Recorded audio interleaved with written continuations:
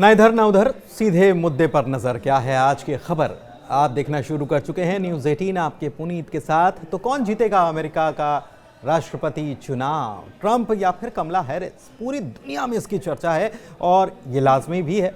भाई, America super power जो ठहरा तो जाहिर है इस चुनाव का असर केवल अमेरिका ही नहीं दूसरे देशों पर भी होता है। और इसीलिए अब जब चुनाव की दहलीज पर अमेरिका आ खड़ा हुआ है तो उसकी चर्चा भी खूब हो रही है। भारत में भी खूब इसकी चर्चा है।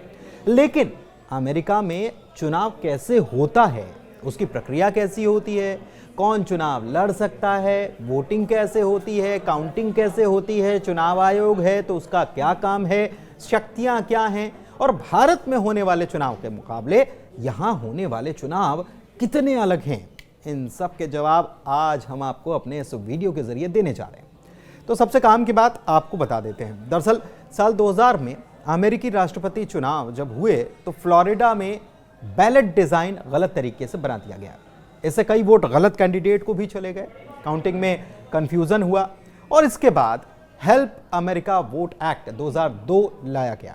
इसमें ईवीएम को बढ़ावा देने की बात कही गई जिससे कि वोटिंग और काउंटिंग को आसान बना दिया जाए। और फिर साल 2006 में अमेरिका के करीब 60% इलाकों में ईवीएम का विकल्प मुहैया कराया गया। लेकिन 2008 के बाद से ईवीएम के इस्तेमाल में गिरावट होने लगी और आज सिर्फ 5% हिस्से में इलेक्ट्रॉनिक वोटिंग होती है।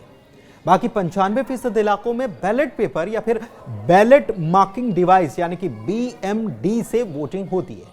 क्या है बैलेट मार्किंग डिवाइस, बताते हैं आपको। दरअसल भारत में शक्तिशाली पद प्रधानमंत्री का होता है, जबकि अमेरिका में ये शक्तियां राष्ट्रपति में निहित होती हैं। भारत में जैसे प्रधानमंत्री का चुनाव होता है वैसे ही वहां पर राष्ट्रपति का चुनाव होता है, यानी कि जनता वहां भी राष्ट्रपति को नहीं चुनती, वहां जनता इलेक्टर्स को चुनती है और इनसे इलेक्टोरल कॉलेज बनता है और इसी इलेक्टोरल कॉलेज के सदस्य राष्ट्रपति का चुनाव करते हैं। भारत में पीएम का चुनाव भी ऐसा ही होता है जिसमें जनता सांसदों का चुनाव करती है और फिर संसदीय दल प्रधानमंत्री के नाम का प्रस्ताव रखता है। दरअसल अमेरिका को आज़ादी पहले मिल चुकी थी, लेकिन जब भारत को आज़ादी मिली तो भारत ने तमाम लोकतांत्रिक देशों के संविधान का अध्ययन किया और फिर आज़ादी के बाद ब्रिटेन के संसदीय सिस्टम का चुनाव किया। लेकिन वापस अमेरिका के चुनावों पर आते हैं। अमेरिका में 50 राज्यों और 6 केंद्र शासित प्रदेश हैं और यहाँ से कुल 538 इलेक्टर्स चुनकर आते हैं।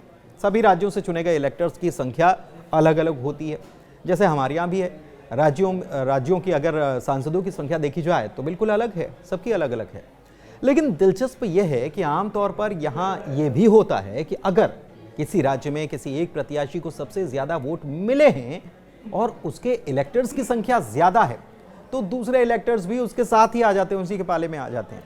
शायद आपको लग रहा हो कि ये तो बिल्कुल वैसा ही है जैसे कि सांसद करते हैं, लेकिन इसमें अंतर इस बात से समझिए कि भारत में जहां सांसद पीएम का चुनाव करते हैं और वहीं वे उस क्षेत्र का संसद में प्रतिनिधित्व भी करते हैं और संसद में कानून पास कराने में भी उनकी भूमिका होती है। लेकिन अमेरिका में इलेक्टर्स का काम सिर्फ और सिर्फ राष्ट्रपति के चुनाव तक सीमित हो जाता है। भारत में जहां चुनाव आयोग एक बड़ा और ताकतवर चुनाव आयोग कहलाता है और यहां पर पूरा काम सेंट्रलाइज तरीके से होता है। चुनाव आयोग सब कुछ तय करता है, उसके पास सबसे अधिक शक्तियां चुनाव के वक्त होती हैं। तो अमेरिका में चुनाव आयोग की शक्तियां भारत जैसी नहीं है। यहां पर चुनाव की प्रक्रिया डिसेंट्रलाइज्ड होती है। वैसे भारत में जब चुनाव होते हैं तो सारा दारोमदार चुनाव आयोग पर होता है, सभी जगह नियम भी, वोट डालने के तरीके, सब कुछ एक जैसा होता है।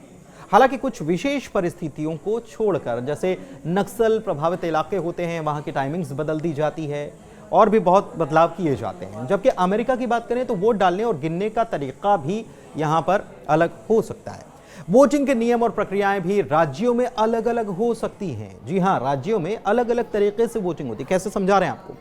भारत की ही तरह अमेरिका में भी फेडरल इलेक्शन कमीशन तो है, जैसे भारत में चुनाव आयोग है, लेकिन भारत में चुनाव कराने की सारी जिम्मेदारी जैसे इलेक्शन कमीशन की होती है, ECI की होती है, जबकि अमेरिका के फेडरल इलेक्शन कमीशन का जिम्मा चुनाव कराने का नहीं बल्कि चुनाव में जो खर्च होता है, फंडिंग जो होती है, कैसे खर्च किया जा रहा है, कहां से पैसा आ रहा है, इस फंडिंग और खर्च पर नजर रखने का काम होता है यहां पर।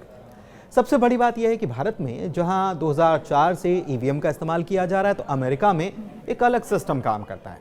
अमेरिका में एक प्रकार से कहें तो मिक्स सिस्टम काम करता है। अमेरिका में 70% इलाकों में बैलेट पेपर से हाथ से निशान लगाकर वोटिंग होती है, जैसे पहले हमारे हिंदुस्तान में भी होती थी, लेकिन अब तो ईवीएम आ गई है। लेकिन अमेरिका में 70% क्षेत्रों में ऐसा होता है और माना यही जाता है कि जो अमेरिकन्स हैं सबसे ज्यादा इसी सिस्टम पर भरोसा भी करते हैं। हालांकि दो और तरीके यहां पर अपनाए जाते हैं, यानी 3 तरीकों से वोटिंग होती है। इसमें दूसरा तरीका बैलेट मार्किंग डिवाइस का है। अब ये बैलेट मार्किंग डिवाइस क्या कुछ है ये समझिए जरा। 25% इलाके ऐसे हैं जहां पर इसका इस्तेमाल किया जाता है। इसमें दरअसल कंप्यूटर पर बैलेट पेपर नजर आता है और ई बैलेट आप इसे कह सकते हैं, और मतदाता अपनी पसंद का इससे चुनाव करते हैं। अब चुनाव करते हैं तो फिर ये प्रिंट हो जाता है, एक पर्ची निकल आती है और फिर इसे ही बैलेट माना जाता है और इससे गिनती होती है, इसके बैलेट की गिनती होती है। तीसरा तरीका जो है वो डीआरआई यानी कि ईवीएम जैसा है, जैसा कि हम ईवीएम भारत में इस्तेमाल करते हैं वैसा ही है। इतना ही नहीं, कई राज्यों में मेल के जरिए वोट डालने की सुविधा दी गई है। इसके अलावा डाक मत पत्र तो होते ही हैं।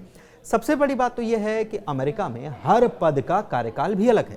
वैसा नहीं जैसे भारत में होता है कि राज्यसभा को छोड़कर हमारे यहाँ तो सभी का कार्यकाल 5 साल का होता है, फिर ग्राम पंचायत हो, नगरीय निकाय हो, विधानसभाएं हों या फिर लोकसभा ही क्यों ना हो। लेकिन अमेरिका में राष्ट्रपति और उपराष्ट्रपति 4 साल के लिए निर्वाचित होते हैं, जबकि हाउस ऑफ रिप्रेजेंटेटिव की 435 सीटों के लिए हर 2 साल में मतदान होता है। इसके अलावा सीनेट की 1/3 सीटों के लिए भी मतदान होता है। अब 1/3 क्यों, यह भी समझना जरूरी है, क्योंकि 1/3 का मतलब क्या, क्योंकि दरअसल सीनेटर का कार्यकाल जो है वो 6 साल का होता है और राष्ट्रपति का कार्यकाल होता है 4 साल का, और इसी कार्यकाल के अंतर की वजह से 1/3 सीटों पर ही मतदान होता है। बता दें कि सीनेट में कुल 100 सीटें हैं और 33 सीटों पर होता है चुनाव। वैसे अमेरिका में चुनाव केवल राष्ट्रपति पद का ही नहीं होता, बल्कि उपराष्ट्रपति के साथ ही मतदाता संसद यानी कि कांग्रेस के नए सदस्यों का भी निर्वाचन करेंगे।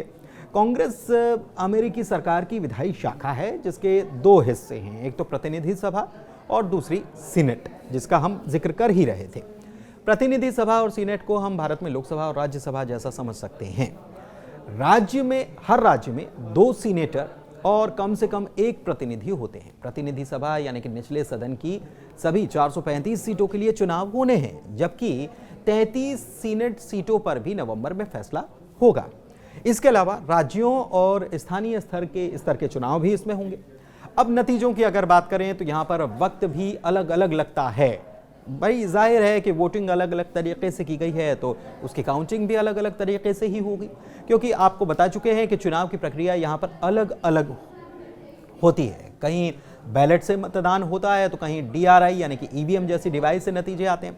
ये नतीजे तो जाहिर तौर पर जल्दी आ जाएंगे, और कहीं बैलेट मार्किंग डिवाइस जिसका हम जिक्र कर रहे थे उससे निकले हुए बैलेट को गिना जाता है। तो जाहिर है प्रक्रिया अलग है, गिनती में अलग अलग समय लगेगा, और इसीलिए बैलेट पेपर की गिनती पूरी होने में कई दिन लग जाते हैं। शॉर्ट में समझा जाए तो नवंबर तक नतीजे जारी हो जाते हैं और फिर नवंबर में चुने गए इलेक्टर्स दिसंबर में अपने अपने राज्यों में मिलते हैं, मुलाकात करते हैं और राष्ट्रपति और उपराष्ट्रपति का चुनाव करते हैं।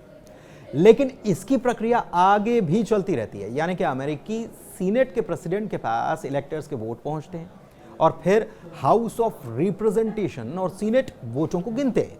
खास बात यह है कि एक ऐसी प्रक्रिया है जिसमें काफी वक्त लग जाता है, और इस बार जो वहां पर चुनाव हो रहा है उसमें गिनती 6 जनवरी 2025 को, चुनाव 2024 में, और प्रक्रिया ये हर 4 साल में यही होता है, यानी कि चुनाव इस साल और नतीजे अगले साल तक।